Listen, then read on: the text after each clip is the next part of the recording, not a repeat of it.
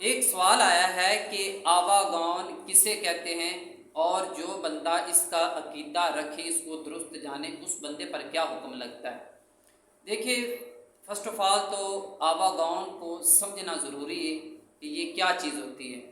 آواگون اس کو کہتے ہیں کہ مرنے کے بعد جو روح ہوتی ہے وہ کسی دوسرے بدن میں چلی جاتی ہے۔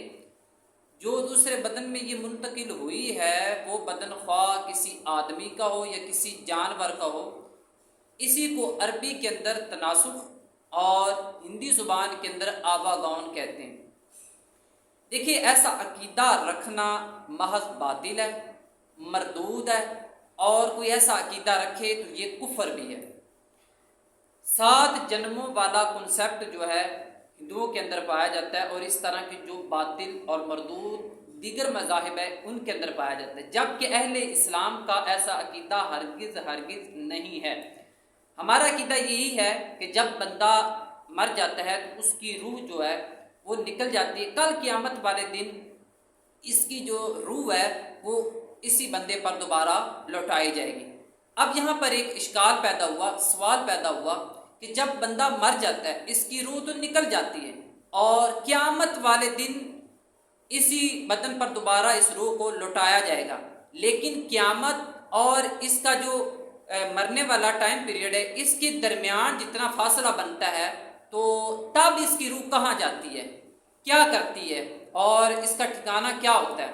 دیکھیں کہ مختلف کتب کے اندر یہی آیا ہے کہ حسب مرتبہ مختلف مقامات پر جو مسلمانوں کی روحیں ہیں وہ رہتی ہیں۔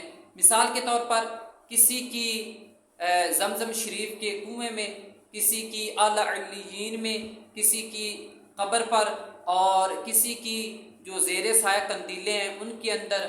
تو اسی طرح جو جتنا کسی کا مرتبہ ہوگا نیکیوں کے اعتبار سے، درجات کے اعتبار سے، اس کے مطابق اس کی روحیں جو ہے مختلف مقامات پر رہتی ہیں۔ جبکہ کفار کی جو روحوں کا معاملہ ہے وہ بھی کتابوں کے اندر یہی لکھا ہوا ہے، کسی کی مرگٹ کے اندر، یعنی کہ جہاں مردوں کو جلایا جاتا ہے، جیسا کہ ہندوستان کے اندر یہ ہے کہ جب بندہ فوت ہوتا ہے، مر جاتا ہے، تو اس کو ایک مخصوص جگہ انہوں نے بنائی ہوتی ہے، تو وہاں پر اس کو جلاتے ہیں۔ کسی کی روح جو ہوتی ہے وہاں رہتی ہے، اور کسی کی کہیں، اور کسی کی اسی کے قبر جہاں اس کو چھوڑ دیتے ہیں یا پھینک دیتے ہیں اس پر، وہاں پر رہتی ہیں۔ تو حالانکہ جو 7 جنموں والا عقیدہ ہے اور آواگون تناسخ والا عقیدہ ہے، یہ اہل اسلام کا نہیں ہے، یہ باطل عقیدہ ہے، اور ایسے عقیدے سے بچنا چاہیے۔ واللہ اعلم ورسولہ اعلم عز وجل، صلی اللہ تعالی علیہ وآلہ وسلم۔